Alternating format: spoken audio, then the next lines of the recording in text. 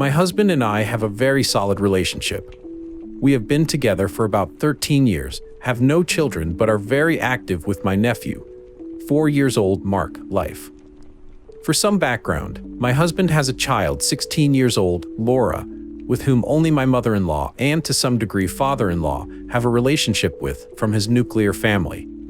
The reason being, she was conceived when her mom poked holes in the condoms. It was a whole drama about it, and my mother-in-law begging my husband to have a relationship with Laura, but he simply couldn't. He even had to get psychiatric help in order to be able to cope with it. The mom admitted she did it so he would stay with her due to responsibility, but it did not work.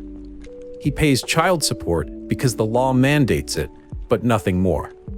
I didn't hear about this news from my husband, but from my mother-in-law, and she emphasized that she liked me a lot and hoped I would be a good enough person and procure a relationship between my husband and Laura.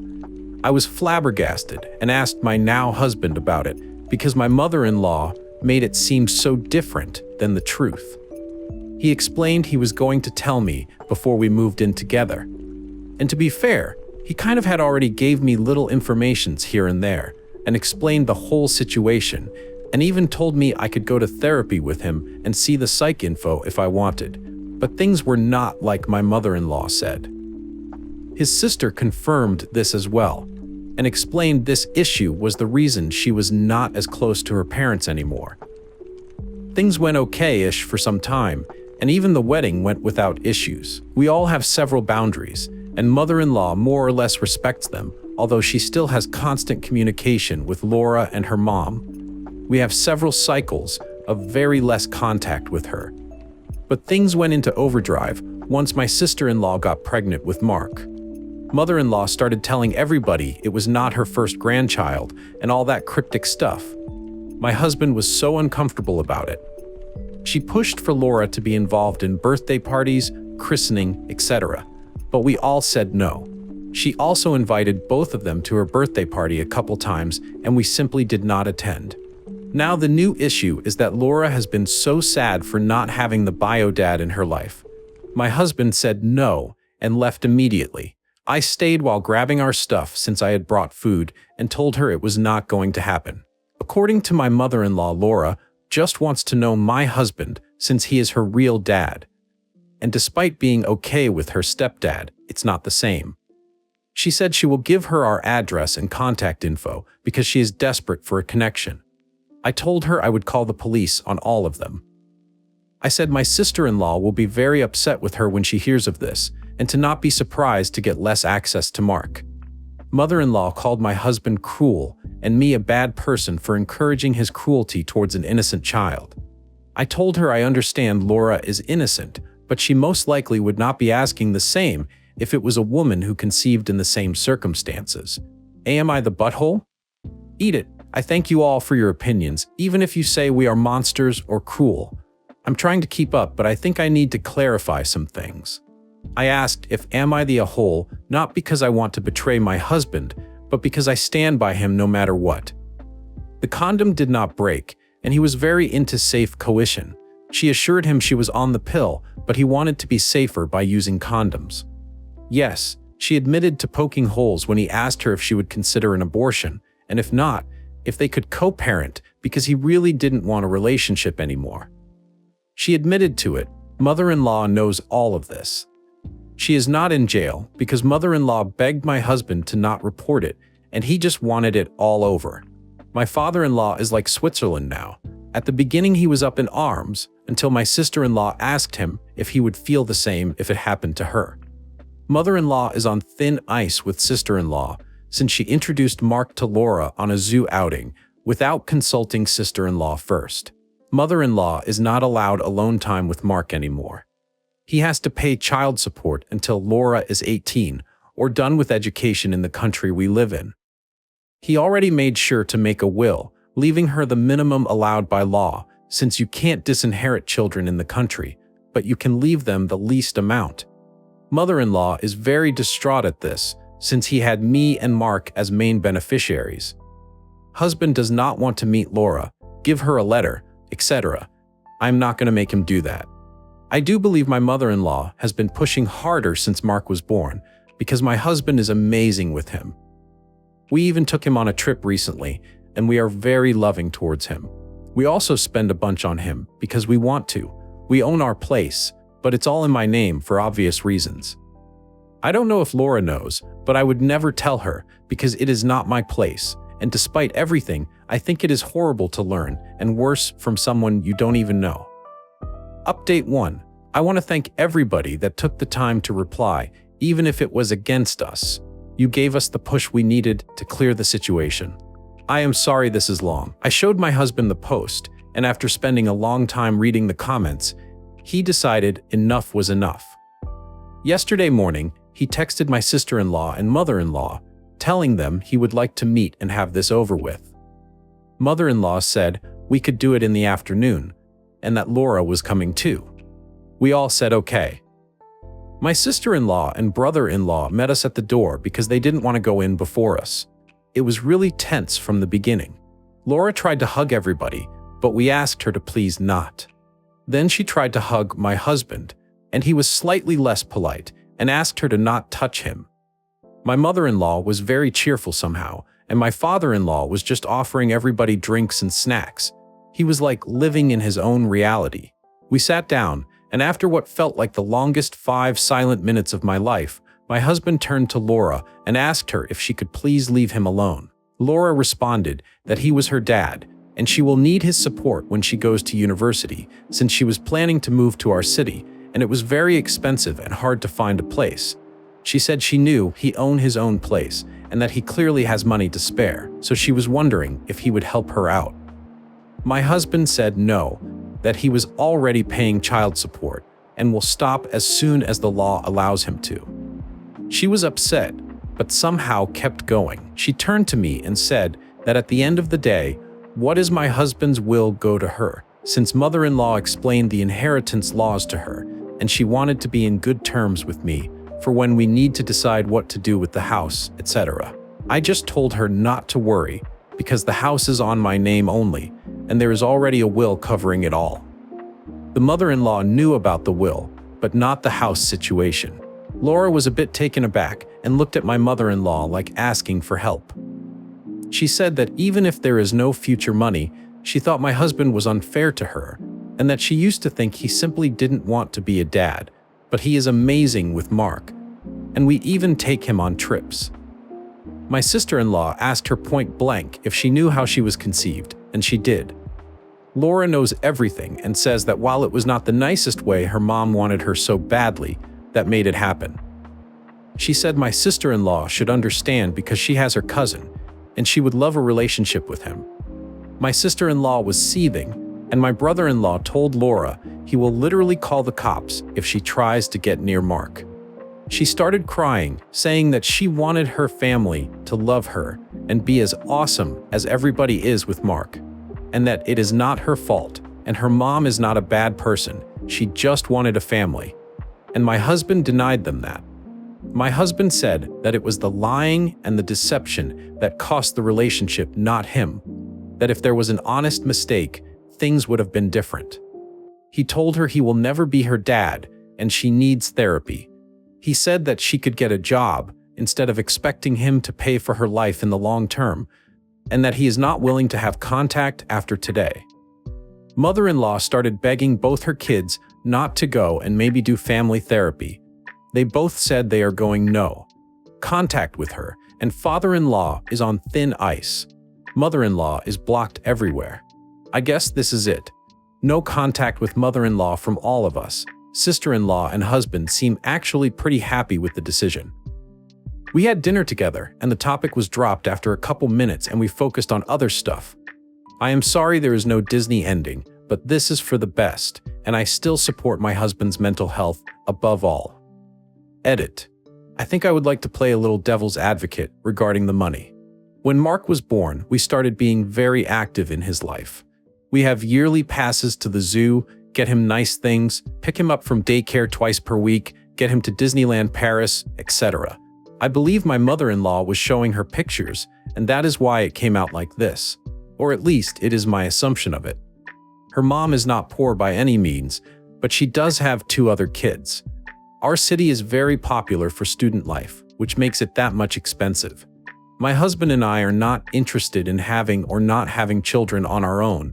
We simply are ambivalent about the issue. I know it might have made my mother-in-law even more eager to have a relationship with Laura. We were giving her pocket money for some time, but we have decided to stop that as well and let her figure things out with her pension alone. I don't think we will have anything else to update in this case, other than if Laura or mother-in-law come around Mark, but I highly doubt this will happen. As much as we don't want a relationship with any of them, these are teenagers and pensioners, not criminal masterminds. Update 2. I want to start by saying thank you again to the encouraging messages to the ones calling us all monsters. We are humans and flawed as every single one of the rest. I thought the issue was over and dropped, but it seems it is now. We had some weeks of bliss and chaos afterwards. We are all still recovering from it. Now to what happened to explode our life again, and please keep in mind, it brings me no joy. My nephew Mark turned 5 weeks after my last update. After so many messages from my mother-in-law and father-in-law, my sister-in-law decided to let them attend, but told mother-in-law she was not to bother me or my husband. My mother-in-law did not approach us once, but kept staring at us, and we decided to ignore her. The issue was that I kept holding my pumped stomach, and my husband kept being goofy about it. I am not pregnant. I have several intolerances to delicious yummy things that make me bloated, but I misbehave and eat sometimes. My mother-in-law does not know about most of them, since they are age-developed, and we used to go to yo-yo with less contact with her, so I guess she assumed I was pregnant. A week after Mark's birthday party, when everything went to hell, Laura came to my husband's office and made a scene.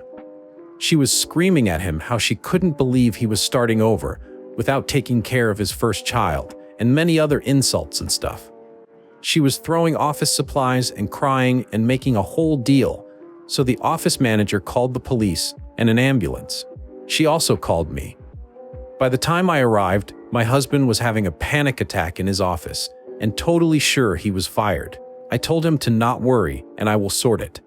I explained everything to everybody from coworkers to police.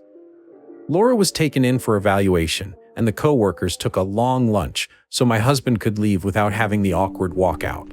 I took my husband home shaking, and as he was panicking and crying, he said he felt unsafe.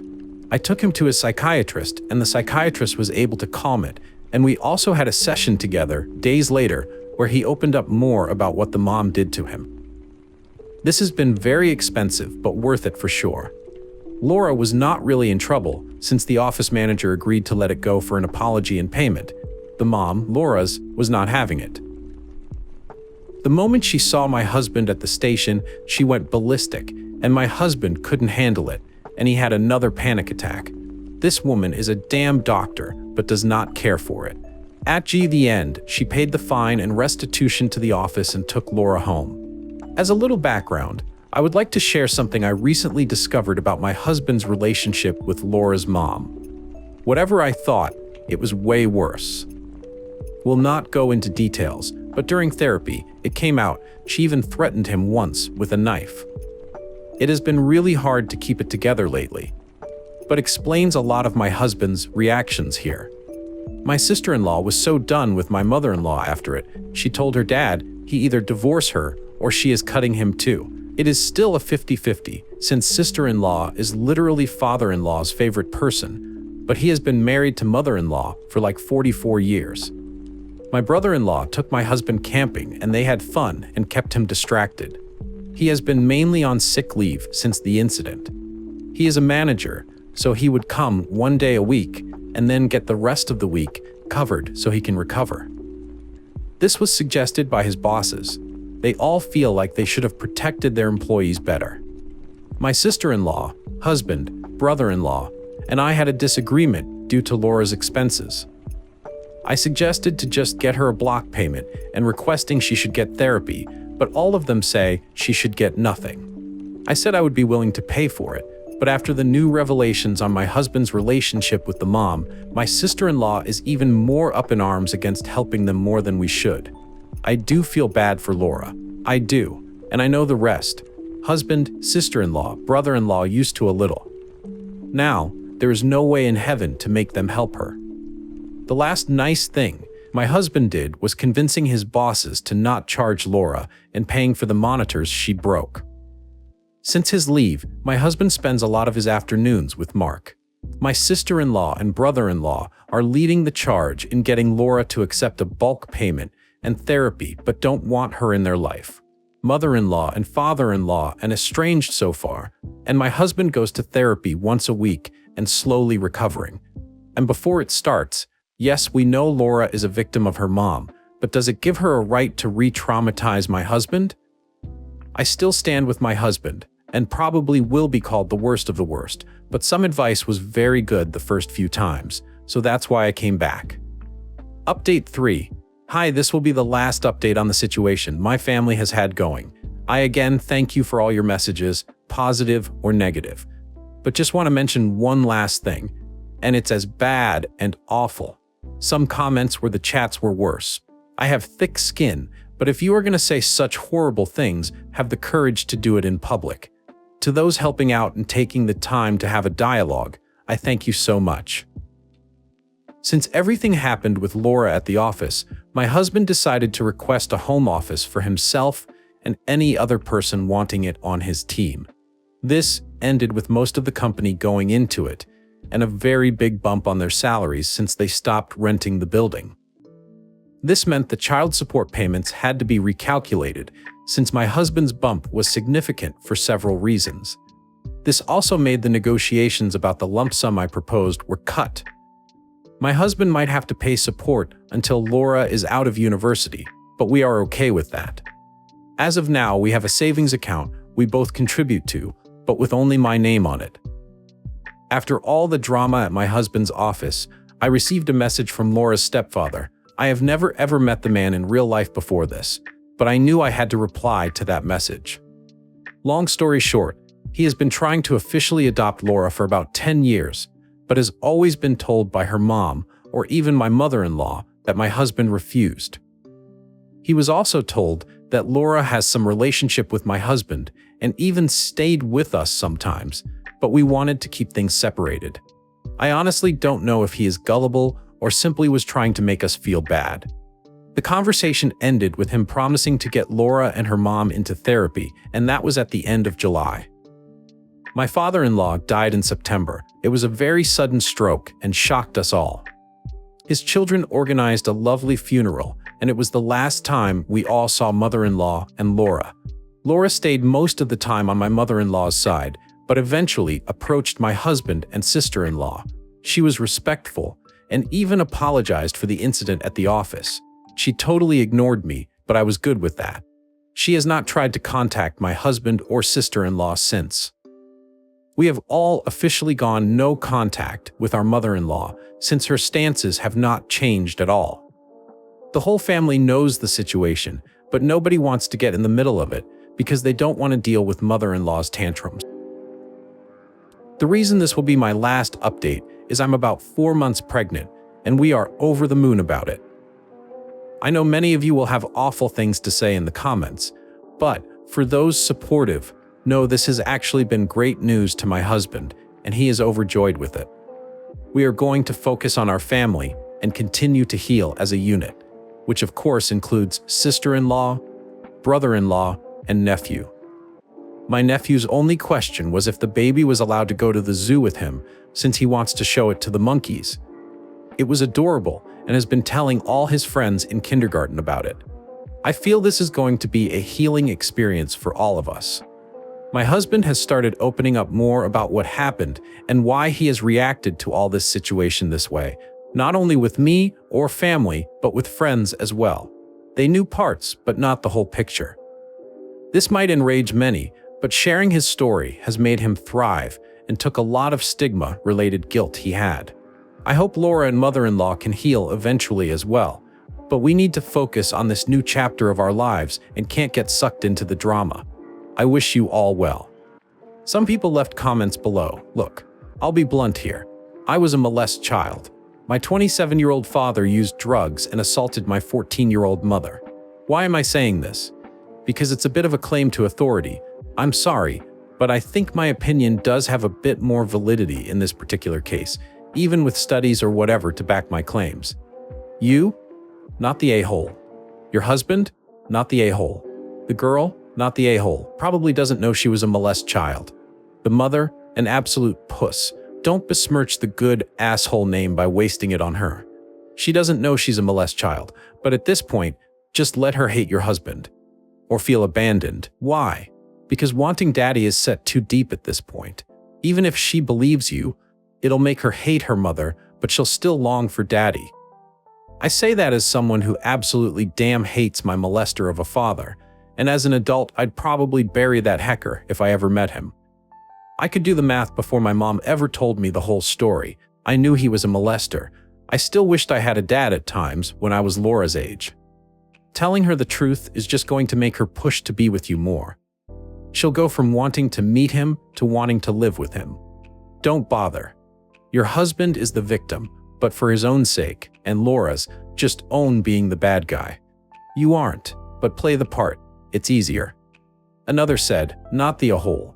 Your husband was sensually assaulted, and a pregnancy resulted of that assault. I would never pressure a woman to see the child of a molestation if she didn't want to. The same goes for a man.